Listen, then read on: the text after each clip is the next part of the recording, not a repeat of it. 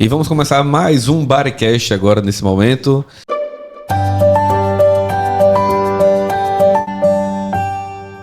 Eu, Marcelo Protásio, cirurgião digestivo bariátrico, e minha parceira de podcast, Aline Oliveira, cirurgiã digestiva e bariátrica. doutora Aline.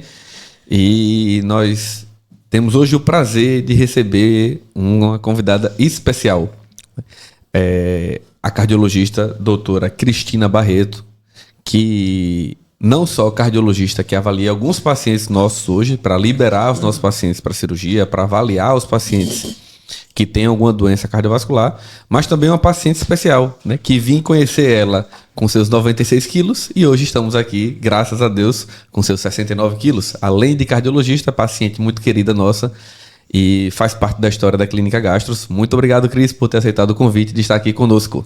E graças a vocês também, né? E o tema hoje é a obesidade e a saúde cardiovascular. Estamos iniciando agora a gravação do nosso 8º episódio do Bodycast. Cris, então começando, né, vamos começar bem pelo básico, né? Muitos pacientes têm obesidade e acham que não tem nenhuma doença, né? E a gente sabe do fator de risco da obesidade para mais de 160 doenças.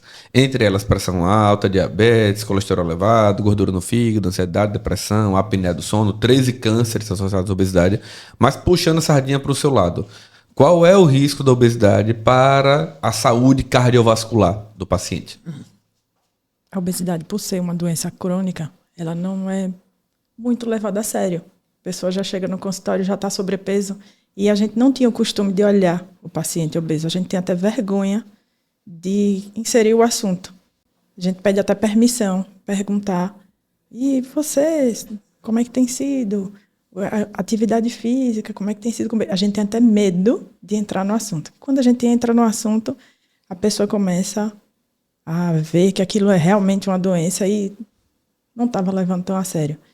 Do sobrepeso à obesidade, a gente tem o aumento de risco de hipertensão, dislipidemia, resistência insulínica, desenvolve diabetes, aumenta a quantidade de placa ateromatosa, porque a gente tem uma disfunção endotelial pela obesidade, é uma inflamação crônica e aumenta o risco de infarto, AVC e todas as doenças que vêm correlacionadas. E interessante que a gente pega muito paciente e pergunta, isso é clássico, né? A gente pergunta ao paciente, você tem alguma doença? Não, doutor, tenho nenhuma doença. Ah, não tem nenhuma doença. Toma algum remédio? Tomo. Tomo o quê? Tomo losartana, tomo amlodipino, hidroclorotiazida, que é o trio mais frequente entre os nossos pacientes, hidroclorotiazida, losartana e amlodipino, e mais os remédios para diabetes, mais os remédios para colesterol. E o paciente às vezes não sabe, ou às vezes tenta negar, né, talvez, que ele realmente está doente, né? Não, doutor, mas... Eu fiz, não, então você é hipertenso. Não, doutor, mas é controlado. Mas minha pressão está normal, é 12/8, sim, mas por conta do remédio. Quando não para um remédio. Cansa de chegar no consultório e fala, mas eu parei o remédio, minha pressão Tava estava boa. 12/8. Para que eu ia tomar? Estava boa porque estava tomando o remédio. Se você tirar, ela vai subir. Exatamente. E a gente vê muito paciente hoje, né, com a hipertensão arterial sistêmica, né? A própria pressão alta, que muitos pacientes acham que é uma bobagem. Ah, doutor, deu um pouquinho alta a minha pressão, dá um pouco alta. Não, ela me passou várias vezes, o paciente volta, né, para solicitar cirurgia, e aí, não, doutor, deu um pouquinho alta aqui minha pressão no mapa e eu estou tomando hidroclorotiazida. E às vezes ele acha que não é nada demais. Qual é o risco da pressão alta para o paciente? Né? Tanto o obeso como o não obeso. Qual é o risco da pressão alta? Que às vezes o paciente acha que não é nada demais, é só um pouco mais alto. Qual é o risco que isso leva para a saúde dele? A pressão mais elevada, a gente vai ter um maior risco de AVC. A sobrecarga volêmica no paciente obeso, o corpo é maior, os vasos sanguíneos vão ficar com maior dificuldade de vasodilatar, então a gente tem um volume de sangue muito maior. Maior risco de AVC, maior risco de infarto, maior risco de sobrecarga da câmara cardíaca. O coração vai ficar mais, como a gente chama, mais musculoso. Ele fica crescido, que é a hipertrofia ventricular esquerda. Além de todos os outros riscos que a gente já sabe. E em relação, existe a pressão alta, né, que está presente nesses pacientes com obesidade. Outra coisa que é muito frequente entre os pacientes é o colesterol alto, né? E quando e não raramente a gente vê isso, né? Pacientes que têm a pressão alta, o colesterol alto, né? Já estão com resistência insulínica e já é um combo, né? Aí o paciente já está com uma síndrome metabólica, né? E essa síndrome metabólica já é mais grave do que apenas a pressão alta, né? Os adipócitos, que são as células de reserva de gordura, eles, principalmente o aumento a inflamação do adipócito visceral, eles diminuem essa autorregulação endotelial dentro do vaso sanguíneo e aumenta a entrada do LDL, de formação de placa aterogênica, que vai aumentar o risco cardiovascular desses pacientes. Sim. E puxando essa radinha para o nosso lado, a gente sabe que como é que essa perda de peso iria influenciar nisso, né? Nesse controle da pressão, do colesterol, porque não raramente a gente vê pacientes que tomam 3, 4 remédios para pressão, que tomam 2, 3 remédios para diabetes, que tomam remédio para colesterol, né? Operam, fazem cirurgia bariátrica e depois de 2, 3 meses, ou até menos, né? Paciente já não está tomando nenhuma medicação mais. Muitos pacientes já chegam com um mês. Com um mês já eles começam a fazer hipotensão em casa e a gente já vai tirando o remédio e eles ficam muito bem sem suas medicações. E é bem rápido. É assustador. Mas os primeiros pacientes que eu recebi, gente, isso é muito rápido.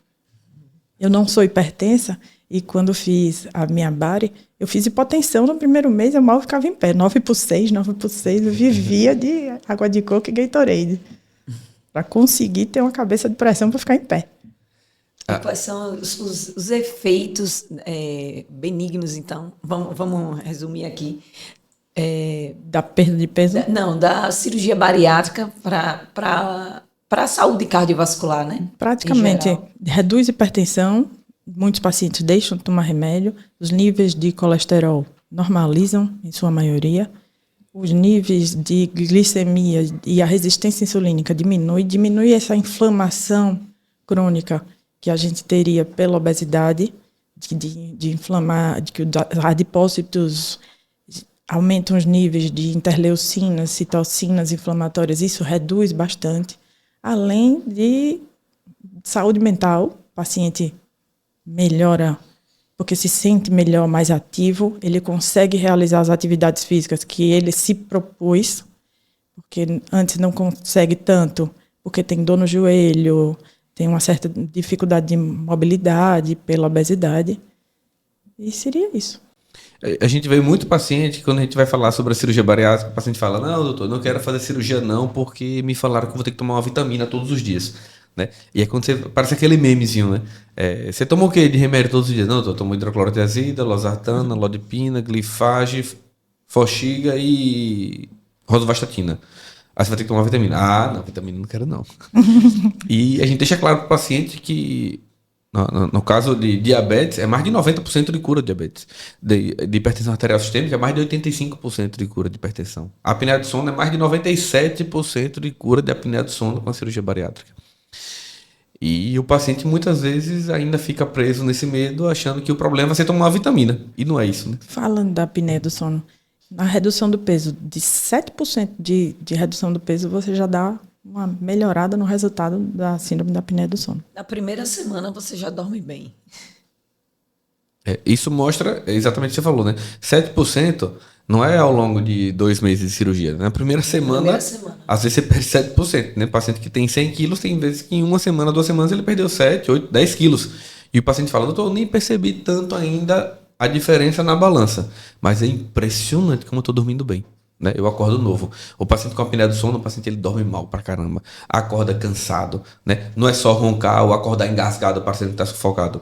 O paciente dormiu 8 horas e parece que ele dormiu 2 horas apenas. Né? Eu era assim. Eu descobri depois por que eu vivia cansada e só começava meu consultório às 9 da manhã e eu não entendia. Na verdade, aos 96 quilos, eu era portadora de apneia do sono grave. Quando eu fui fazer os exames pré-operatórios, que eu entendi que a ficha caiu, por que eu vivia tão cansada e tão exausta e não conseguia trabalhar. Eu dizia que meu cérebro só funciona depois das 10. Era isso. A gente vê muito isso. A gente tem pedido de rotina hoje para todos os pacientes a polissonografia. E o paciente fica assustado, às vezes, de ver o resultado da polissonografia, né? Porque, às vezes, o marido ou a esposa fala apenas, não, ela ronca um pouquinho. Aí você vai pegar o exame da polissonografia do paciente. Ele bateu 78. Eu vi um paciente que tinha 75% de saturação de oxigênio à noite, com mais de 250 episódios de dessaturação durante a noite. Então o paciente ele acha que ele está só roncando, né? Ah, ele ronca, todo mundo acha graça. Aí ele ronca. E na verdade a pessoa acorda destruída. Né? Ela dormiu 8 horas e a impressão que dá é que ela dormiu 1h30, 2 horas. E não rende, seu dia não rende. Exato. Então isso tem um comprometimento social, mais uma vez, um comprometimento laboral, porque você não trabalha bem, né? Além de um risco cardiovascular muito grande, porque a apneia do sono não está associada a risco cardiovascular, não tá? Tá, sim. Infarto, AVC. Durante o sono. E a gente tem um amigo que estava fazendo preparação para fazer a cirurgia bariátrica e ele fez o exame da polissonografia, a saturação dele bateu 59%. E ele disse que desaturou 406 vezes. Ele senta aqui do nosso lado, ele dorme. Sentado. Exausto. Ele disse que não consegue dormir em casa, mas aqui sentado ele consegue dormir. Você vê como afeta a qualidade de vida, né? O nível de aprendizado reduz bastante. Ô Cris, outra coisa, a gente vai pedir ao paciente para fazer uma cirurgia bariátrica, ele tem toda uma regulamentação que ele tem que fazer pelo plano de saúde, obrigatoriamente, né? Existe uma parte que é burocrática e uma parte que realmente é para a segurança do paciente. E o plano exige hoje que o paciente tenha uma avaliação, independente da idade, que ele tenha uma avaliação com a nutricionista e um relatório, com a psicóloga e um relatório, com a endocrinologista e com o cardiologista. E alguns pacientes falam, doutor, por que eu tenho que passar no cardiologista? Eu não tenho pressão alta, não tenho colesterol elevado, não tenho nenhuma doença cardiovascular, tenho 18 anos, 19 anos. Explique pra gente, por favor, qual é a importância dessa avaliação cardiológica pré-operatória? Na avaliação pré-operatória, a gente vai dar uma avaliada no raio-x de tórax, um teste ergométrico para avaliar. Eu sou jovem, eu não tenho histórico familiar, não preciso. A gente geralmente faz um teste ergométrico para dar uma avaliada nessa parte. O ecocardiograma, que a gente vai ver a estrutura, que é um ultrassom do coração. A gente vai ver válvula, tamanho do coração, se tudo está funcionando bem. E checar os exames laboratoriais. Esse é o mínimo necessário. Aí eu já aproveito e vejo os outros que você já pediu, que já vão junto. E a gente também avalia. Para diminuir os riscos de algum problema durante a cirurgia, durante a anestesia. Isso é do pré-operatório? Do pré-operatório. E já trazendo para se ele já usar suas medicações, a gente vai orientar o anestesista e o cirurgião o que deve ser feito no dia e como fazer até o desmame dos antipertensivos no pós-operatório imediato, quando ele for percebendo também a queda dos níveis tensionais em casa. Pergunta clássica de todo paciente. Doutor, eu tomo hidroclorotiazida, losartana e amlodipino todo dia. No dia da cirurgia, para eu tomar meus remédios, minhas pílulas de pressão? A gente indica que sim, porque ele geralmente vai ficar nervoso na hora da cirurgia. Então, ele já vai chegar lá com um nível de pressão mais elevado. Então, a gente pede que mantenha seus antipertensivos. E levando para o pós-operatório, né? O ideal dos mundos, o que é recomendado pela Sociedade Brasileira de Cirurgia Bariátrica e Metabólica, é que esse paciente faça o acompanhamento da forma correta nos próximos meses e nos próximos anos com a equipe. Não perca segmento. Né? O mínimo, do mínimo, com certeza, é pelo menos seguir com o cirurgião, com a cirurgiã e com a nutricionista. Né? Obrigatório, mais do que obrigatório. Mas eu sempre recomendo, sempre que possível, se o paciente tem condição financeira, se tem plano de saúde, se pode passar dentro da sua logística, fazer o acompanhamento com a psicóloga, com a endocrinologista e com o cardiologista. Né? E qual a importância dessa avaliação cardiológica no pós-operatório, em relação a manter medicação, suspender medicação, liberar para atividade física, não liberar para atividade física, esse acompanhamento no pós-operatório do paciente? Exatamente isso que você está falando. A gente vai rearrumar as medicações e deixá-lo fazer suas atividades físicas de acordo com o que ele tolera dos próximos exames que a gente for pedindo. E quem sabe ele vai ter até alta da cardiologia em breve. Era isso que eu ia perguntar. Esse acompanhamento que muitos perguntam, né? Eu só vou uma vez para ele tirar meu remédio pronto ou eu preciso ir sempre? Isso vai depender. A cada 6 meses? A cada vai depender do resultado de cada um. Vai ser individualizado. Em relação, Cris, à importância da atividade física, né? Isso aí você pode trazer tanto para a seara do paciente não bariátrico, né? Do paciente não obeso, como para o paciente obeso em pós-operatório de cirurgia bariátrica. Como é que você vê a importância da atividade física para uma melhor saúde cardiovascular, né? Para a questão de pressão? Então tem paciente nosso, por exemplo, que usa 4 medicações para hipertensão, ele opera e aí ele fica aquela pessoa, né, que é o que a gente fala, né? Ó, eu quero que você seja picado pelo mosquito da atividade física, né? Que você faça sua academia todos os dias, que você faça atividade física para ganho de massa magra, que você faça atividade física para perda de massa gorda, musculação e cardio diário. E a gente percebe esse paciente melhorando os índices metabólicos muito rápido, né? A pressão abaixa rápido, o açúcar baixa rápido, ó, os níveis laboratoriais melhoram muito. Esse paciente, qual seria a importância para esse paciente ou para aquele outro paciente que não tem submetido a cirurgia bariátrica para a atividade física? Como é que a atividade física influencia nisso? Hoje em dia, a Sociedade Brasileira de Cardiologia ela aconselha 150 minutos no mínimo por semana de atividade física aeróbica, sem intervalo maior de 48 horas entre um dia e outro. E introduzir pelo menos 2 a 3 dias de atividade física resistida. Isso para todas as pessoas. Atividade física resistida seria o quê? Musculação. Tá. Ou, quem não consegue, Pilates. Seria resistido também.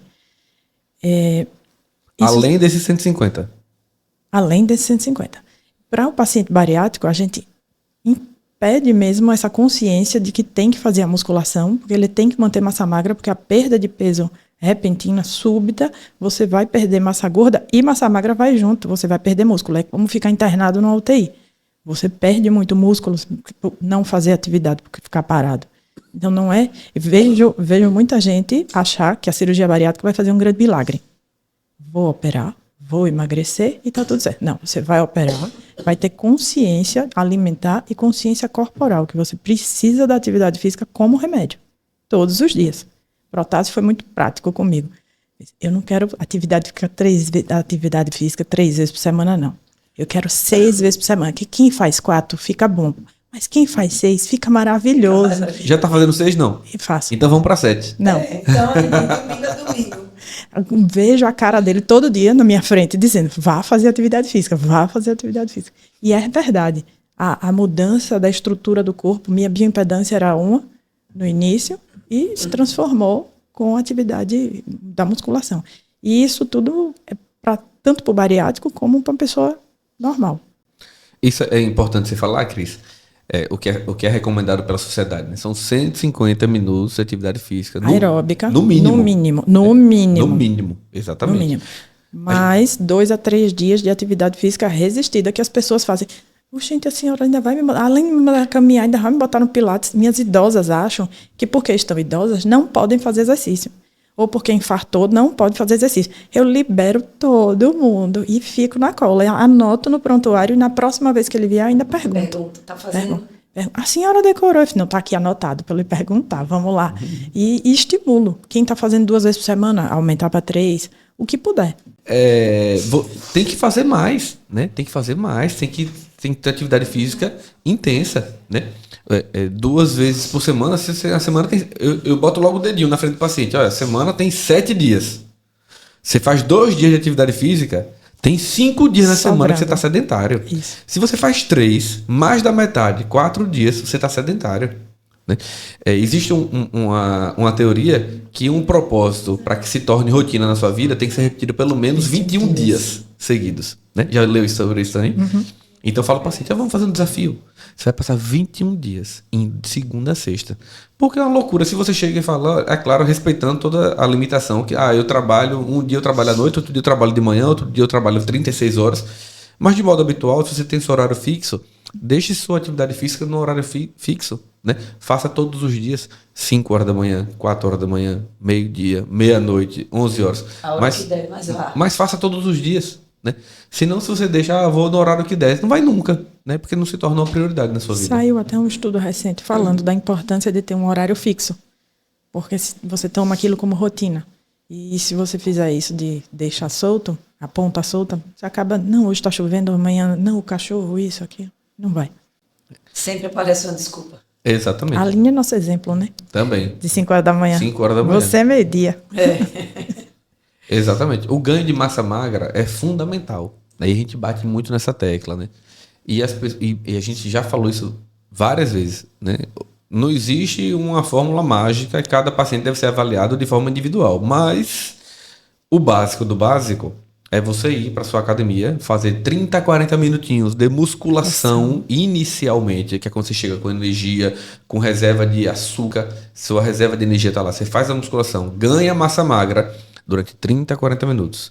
Acabou todo o seu estoque de glicogênio, aí você vai para mais 30 minutinhos, 40 minutinhos de cardio, de aeróbico, que pode ser bicicleta, pode ser esteira, pode ser polichinelo, pode ser dança, pode ser elite, pode ser escada que seu corpo fica e sua alma sobe.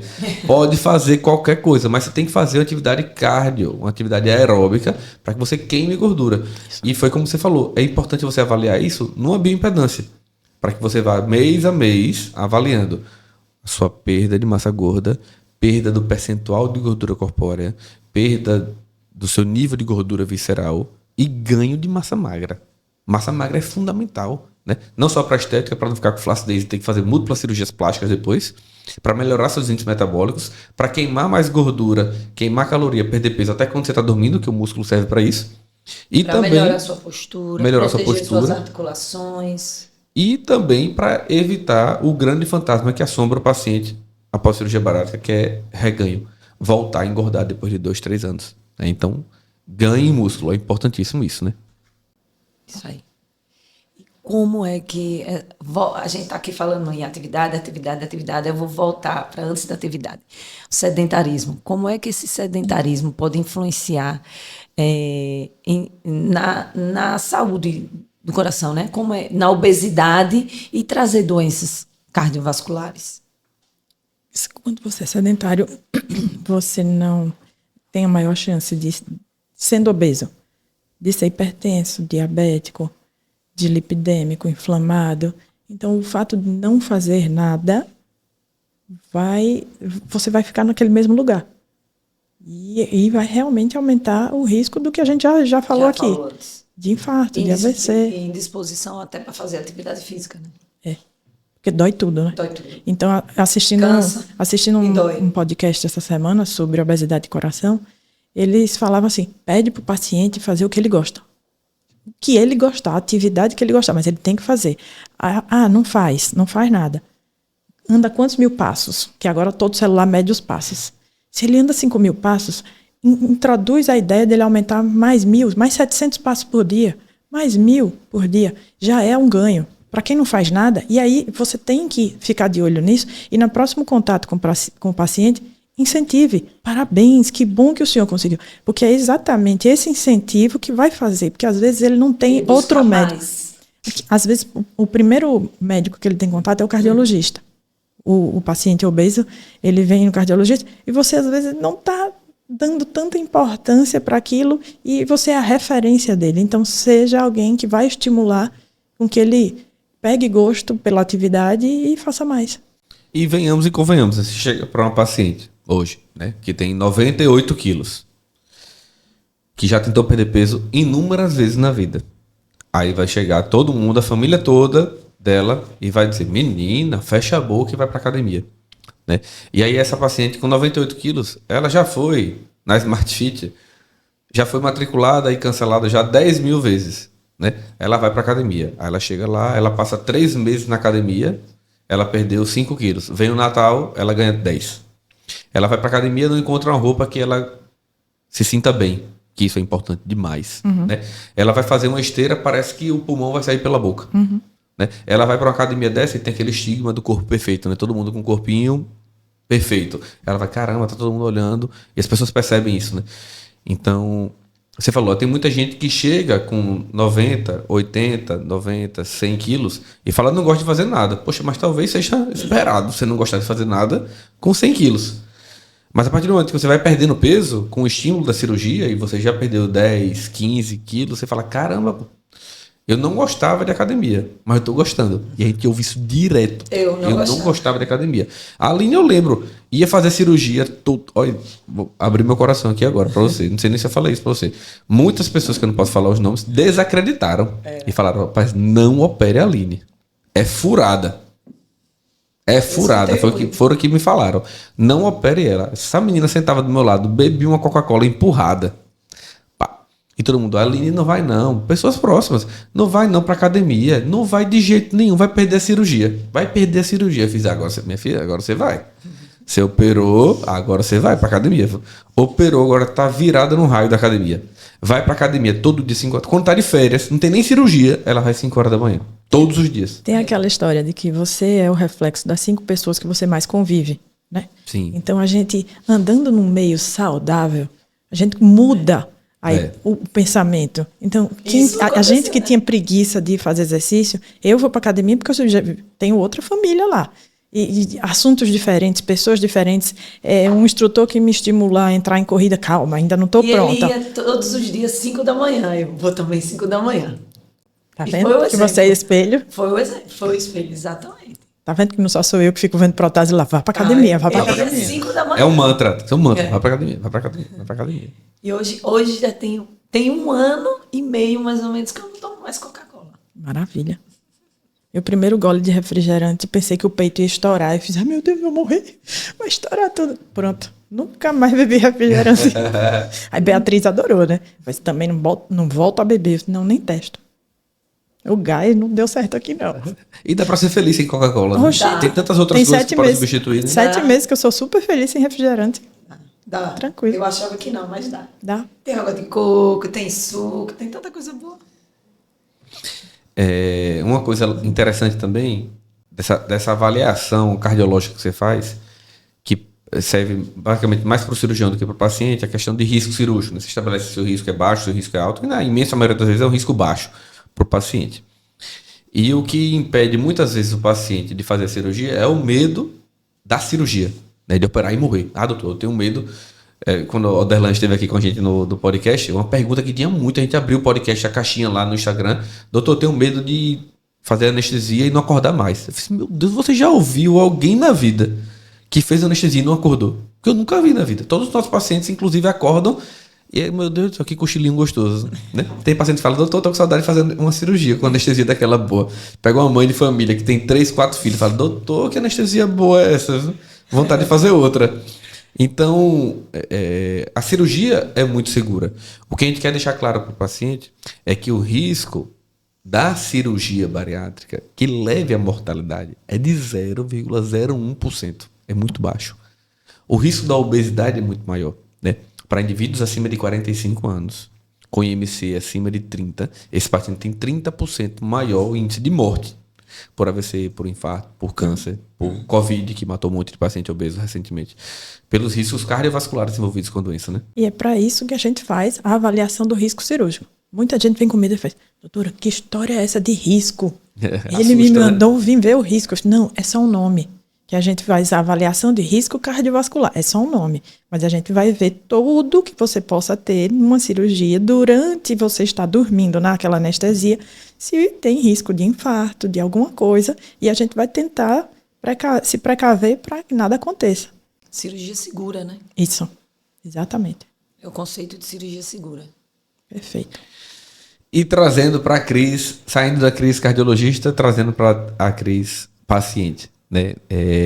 O que foi que aconteceu na sua vida que fez você pensar em procurar cirurgia bariátrica? Né? Qual foi o limite que chegou para você? Poxa, caramba, é porque eu estou hipertensa, é porque eu estou assim, foi por causa da minha autoestima. O que foi que aconteceu para você pensar nessa possibilidade da cirurgia? Como foi sua história? Sua virada de chave. Surgiram alguns problemas de saúde e meus médicos me indicaram. Já tinha uns 2 anos que eu vinha lutando, já tinha usado Ozempic, passava mal, ficava enjoada, vomitava, eu mal conseguia dar um plantão.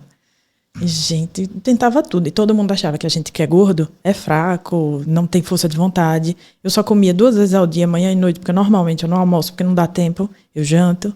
E não sabia mais o que fazer. Minha endócrina com a mão na cabeça, o que é que eu vou tirar dessa menina? Mas era problema cardiovascular?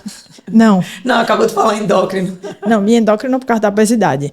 E eu cuidava com ela, ela já não sabia mais o que tirar de mim, tentava alguma medicação, todas me deixavam sonolenta, então era sempre tentando atividade física, e trabalhava demais, sempre fui workaholic, e não tinha tempo para atividade física, porque eu tinha essa história de que não deu tempo, hoje não vou, e não ia, porque você não se prioriza.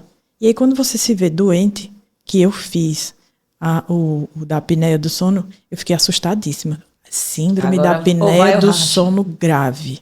Gente, o que é isso? O senhor era grave? Grave. Eu nem lembrava. Grave. E isso para um cardiologista, para mim, foi uma morte. Eu fiz, agora eu faço. Agora eu faço. Já tinha outras indicações, já fui para ele. Foi a primeira vez, eu acho que ele viu uma médica chegar para ele com tudo pronto. Eu fui com todos os exames. Eu fiz, já vim para marcar a data. Ele, como assim? Ele nem me conhecia. Já fui com tudo realmente pronto, porque eu não queria mais ter aquela vida. E foi a melhor decisão da minha vida. Com medo no início, porque tudo que é novo assusta, mas não faz medo nenhum. Qual era o seu medo? O medo de alguma complicação cirúrgica. O médico geralmente tem esse medo. Porque eu trabalho em UTI, então eu vivo nesse mundo.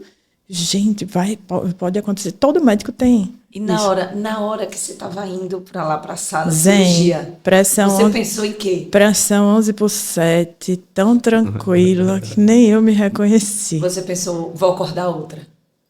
Pensei exatamente Vou isso. mudar minha vida. Hoje é o primeiro passo da minha nova vida. Eu tirei uma foto no espelho de casa e fiz, vou guardar esta foto que eu quero lembrar de que eu não quero voltar para este lugar. É um lugar sombrio, obscuro, que a gente se entrega, acha que não tem força, todo mundo lhe olha diferente, que você é um fraco, que você não tem força de vontade, que você come exageradamente. E não é a realidade. Eu aprendi a olhar com muito mais amorosidade para todas as pessoas que estão na minha frente. Cada uma tem a sua dor da alma.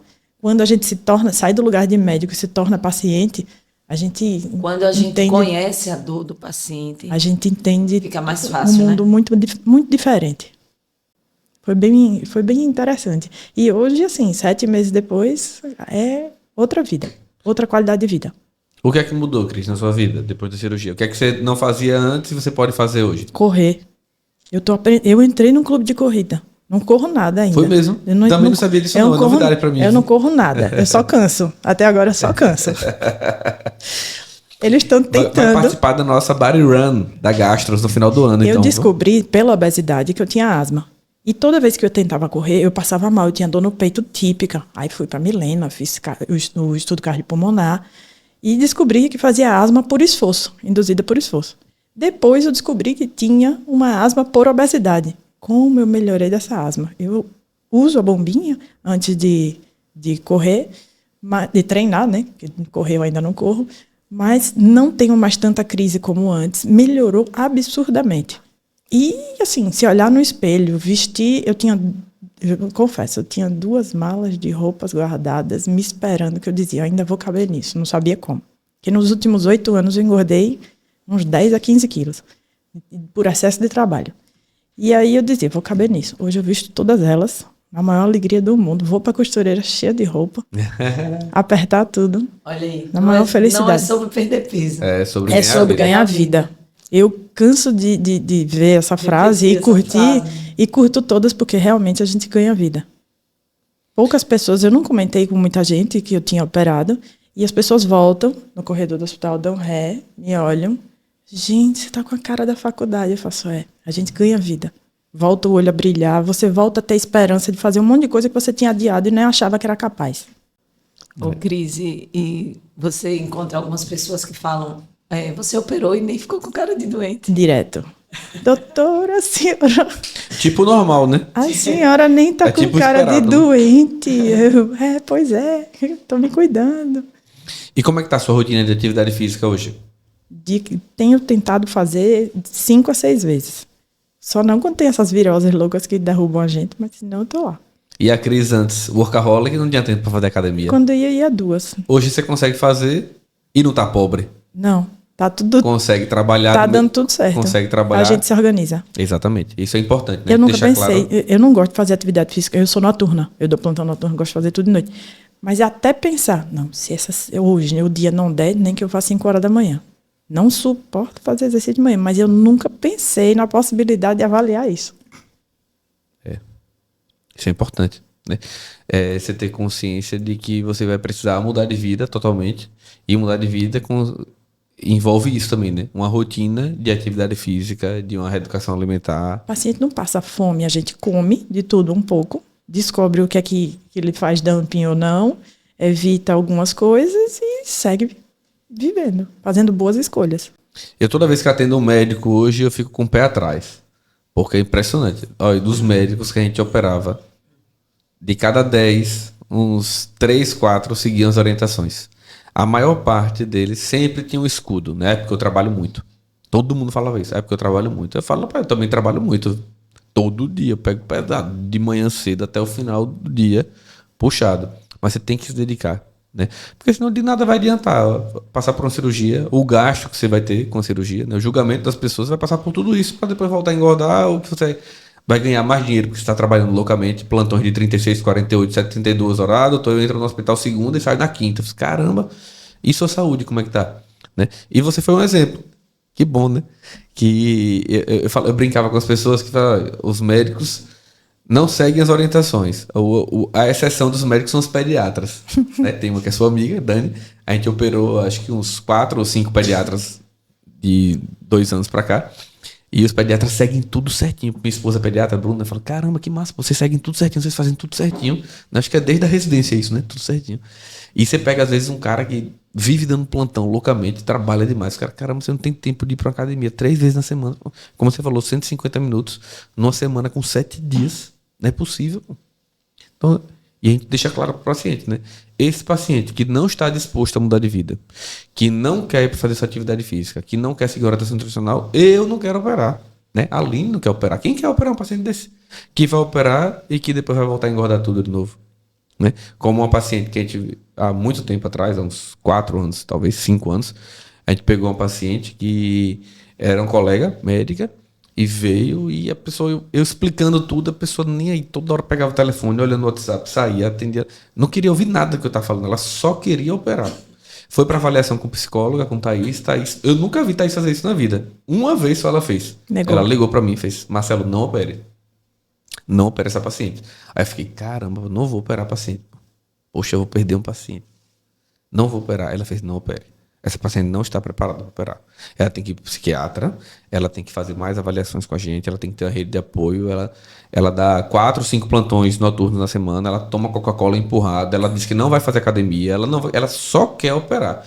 Aí eu falei, caramba, eu fiquei com uma dor no peito assim. A paciente, quando veio, aí eu falei, você está com a liberação da psicóloga? Ela fez, não. Eu fiz, então a gente não opera sem avaliação da psicóloga. Ela fez, não, mas eu consegui outra aqui. Aí pegou uma folha assim, parecia uma folha velha lá de um psicólogo que ela arranjou em algum canto. Aí fez, eu consegui isso aqui. Eu fiz, não, a gente só opera com a nossa psicóloga. Aí, infelizmente, eu não posso te operar. Aí eu fiz uma escarcela, não pode, absurdo. Não deu 2 semanas, eu encontrei com ela, não sei se no hospital, fiz operar do outro além. Né? E aí é sobre isso. Né? Mais uma vez, não é sobre operar, é sobre mudar de vida. Né? E essa paciente, infelizmente, né? Deus queira que não, Deus que não. Mas a paciente está fadada a voltar engordar. Porque ela não mudou de vida, ela apenas operou. Né? E isso não é suficiente para determinar sucesso do tratamento. Enquanto cada lua de mel da cirurgia, pode fazer tudo errado, você continua perdendo. Mas passados 2 anos, se você não mudou de vida, se você não aproveitou esse início de jornada para aprender, você vai voltar a perder sua cirurgia e todos os seus custos. Exatamente. Bom, queridos, vamos chegando perto do nosso final do nosso episódio, do nosso podcast. Mais uma vez, muito obrigado pela sua presença aqui. Obrigada pelo convite. Eu queria que você desse, antes de encerrarmos, algumas palavras finais para aquele paciente que está em uso de remédio para pressão, que está em uso de remédio para colesterol, que não consegue fazer atividade física, que está com a autoestima baixa. Misture a crise paciente com a crise cardiologista. O que você falaria para esse paciente? Que ele tem que realmente ver que tem uma solução, que ele pode procurar um médico, seu endocrinologista, psicólogo. A gente deixa a cirurgia para quando as medidas farmacológicas já não estão respondendo. Mas tem solução, sim. Vá no seu endócrino, vá no seu cardiologista, psicólogo. Procure fazer uma atividade física que você goste, que lhe dê alegria, que lhe dê prazer. E vá tentando. Alguma resposta vai vir. E, doutora Aline, encerre o nosso podcast. Queria agradecer, Cris, e dizer para vocês seguirem a gente nas nossas redes sociais, ativar o sininho, curtir, compartilhar com alguém que precisa ouvir essas informações, que a gente está aqui para desmistificar a obesidade e a cirurgia bariátrica e tratar a obesidade com respeito, como ela deve ser tratada. Então, está filmando, Marina? Sigam o nosso canal no YouTube, o Baricast da Gastros. Sigam o nosso canal no Spotify, o Baricast da Gastros também. Ativem o sininho, né, como a Aline falou. Acompanhem, sigam o nosso Instagram, né? @doutora Cristina Barreto. Doutora.Cristina Barreto. Doutora.Cristina Barreto. Doutora Aline Oliveira. Doutor Marcelo Protásio. É importante que para tratar a obesidade, você ouça pessoas que entendam de obesidade. Porque é o que a gente fala aqui. Infelizmente, a obesidade virou um comércio. né? E tem muita gente ganhando dinheiro em cima de tratamentos que são ineficazes para pressão, para obesidade, para diabetes, para tudo isso. Então, procure pessoas que já passaram pelo processo. Procure informações confiáveis, né? E eu posso garantir para vocês que dentro desses canais a gente vai passar todas essas informações com cardiologistas que trabalham de forma ética, com endocrinologistas, com nutricionistas, com psicólogos, com pessoas que trabalham de forma respeitosa e empática com a obesidade. Esse é o nosso objetivo aqui, é desmistificar, como a Aline falou. Então sigam a gente no nosso canal no YouTube, no Spotify, ativem o sininho das notificações e esperem que muitos novos episódios vão vir aí para trazer mais informações para vocês. E a gente falou tanto de atividade física, aproveite a atividade física. No momento que você estiver lá malhando, escute pelo Spotify o Bodycast Gastos. Obrigado, Cris. Obrigada, queridos. Obrigada, Cris.